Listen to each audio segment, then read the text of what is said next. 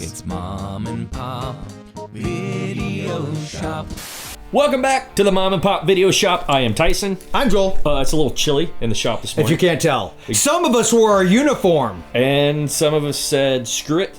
I'm putting on my super awesome jean jacket with all my It is cool, yeah. What do they call it in office space? Swag. They call it swag. I think it's called their swag. I think it's swag. I don't think it's swag. It's not swag? It's We are not spending all our time no, we're not.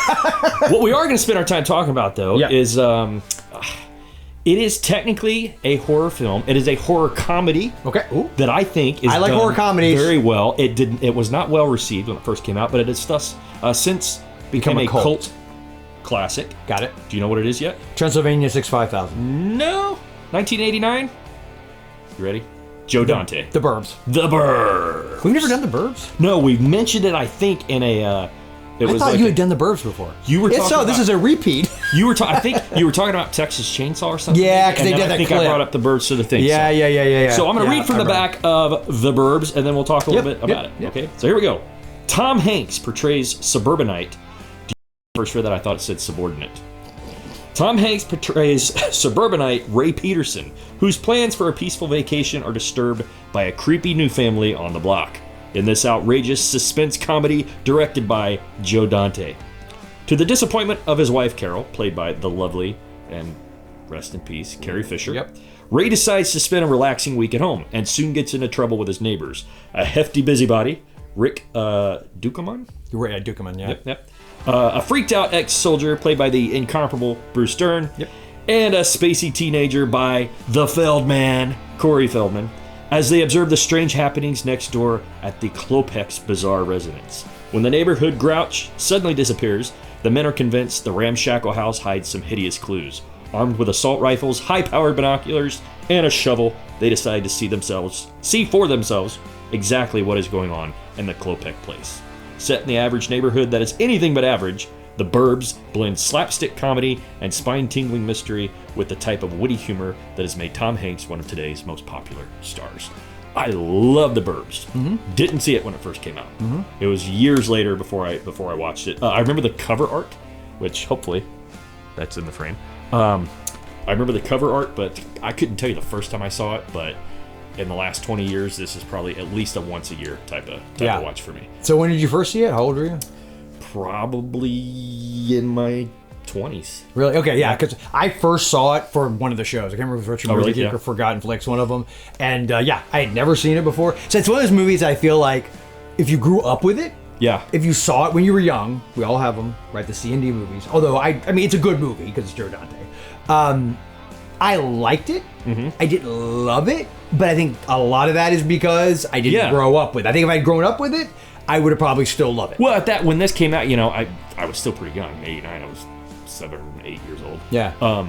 But I was into horror and scary stuff, and to me, Tom Hanks was big. Yeah. And Turner and Hooch and that type of stuff. The Man with One Red Shoe. Yeah. So and if I was in the mood for comedy, I would watch those movies. Yeah. But I didn't at the time. I had no concept of horror comedy. I certainly had no concept at that young age of who Joe Dante was. So I didn't know about a Gremlins connection here and that type of thing. But it very much gives off that same sort of Gremlins horror comedy vibe. I mean, it's got Joe Dante splattered all over this movie.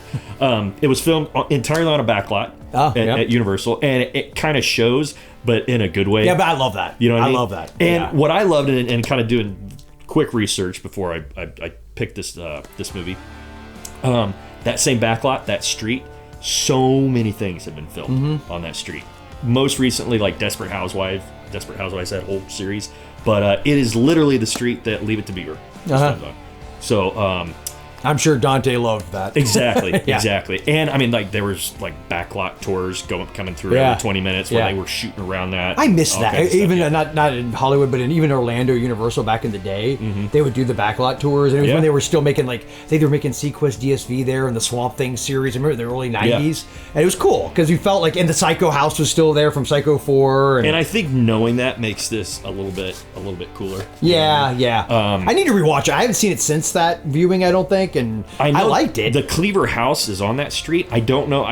I couldn't anyway pick out which of the houses on the cul-de-sac, if any of them were Leave It to Beaver house. But I will tell you this, that I did find out.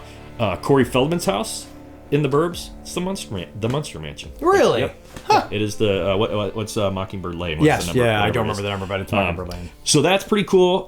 There's so many little Easter eggs and stuff peppered through here. In the morning when he wakes up and he's eating breakfast, there's like a Gremlins cereal that's in there, which is cool. The Grouch that they talked about, and he's played by, I can't remember the actor's name, but very recognizable.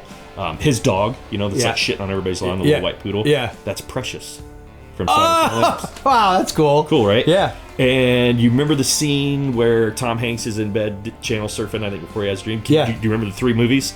Chainsaw Massacre? 2. It was 2? Part 2, yeah. Okay, I just remember it's a Chainsaw Massacre movie. Oh, was there a culty type movie? Yeah. Wasn't Wicker Man, was it? No, but we have covered it on, I think, a Spooky Flicks Fest. Race for the Dough? Race for the Dough. Oh, okay. Yeah, I love that. Talk about a deep cut. And The Exorcist. Ah. Those were the... Yeah, and by the way, I remember watching it with my kids because they were little and thinking, oh, this will be fine. And that part came up and they were like... Yeah, exactly. Yeah. And he walks out and the chainsaw comes through. and the scene where he's like, the dream sequence where it's intense. Yeah, it's and that's the thing, the more you watch this, the more you have respect for the horrific scenes. Mm-hmm. Like the scene where they're looking out and they see the Klopeks digging the graves in the backyard. Like there's gothic horror. Yep. There's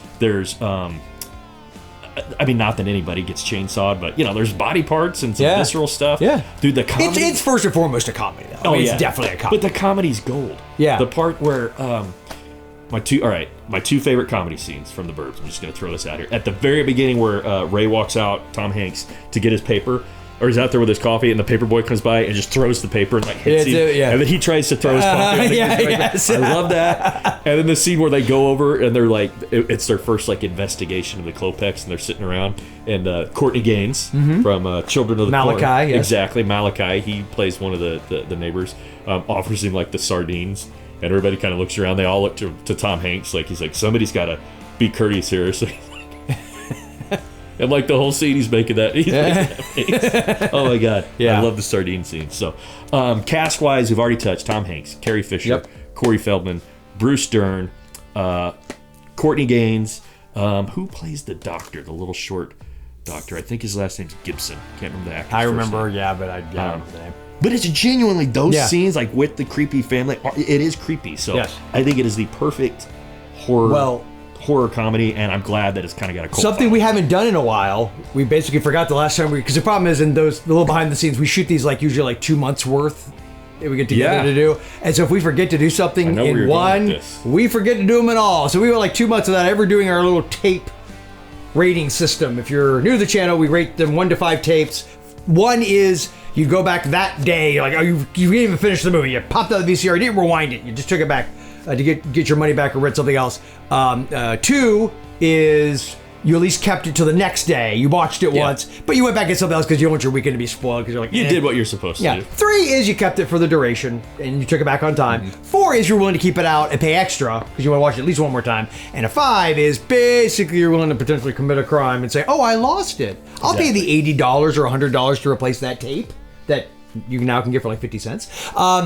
So what do you rate the Burbs? I will tell you that when I first saw it, I probably would have come in at a 3 tape, but because, like most cult classics, my love has increased, I think I'm up to a 4 taper on the Burbs now. For me, if memory serves, it'd be a 3 taper. You're going to go 3? Yeah, 3. I'd keep it the weekend. Has it been a minute since you've seen it, though? It's been a few years, I would watch it, and I would watch it with your kids. Again, now that they can actually appreciate it. And see. Oh, did you say you already watched it? Yeah, but they were little. Yeah, like they were really little. Because I think they'll get the comedy better now than... Yeah, probably. Than it's a 3 taper for me, though. Proving that we're not shills. Absolutely. It's like the worst review I think we've ever gotten. We need to get like a 1 or 2 taper here and there. Just a little thing. We only, to be fair, we usually only pick movies that we actually like and want to encourage you to watch. I mean, it kind of makes sense. But I'm going to spoil this now. Eventually, I do want us to have a series where you pick for me and I pick for you. We should do that. I imagine you guys would dig that too. Let us know in the comments. Yeah. If you want to do that. Because then the chances of something happening where he picks something that he loves and I crap all over it is much higher. Exactly. And which is going to be more entertaining for you to watch us yell at each other. But again, the point of this is you rush in on Friday and you're like, hey, what do you guys recommend? In this case, it's The Burbs. Tom Hanks, 1989. Joe Dante. Can't go wrong. Indeed. So, well, I guess that wraps this bad boy up. It does wrap this bad boy up. So remember, at the Mom and Pop Video Shop, our love of... License to Drive. with both Corys. Both Corys. The Corey Feldman and Corey Haim. And I love License to Drive. And Heather sucks. Graham. And Has a Heather Mercedes. Graham. Did you ever think you'd see a Mercedes in the trunk of a Cadillac? I sure didn't. Mom and Pop's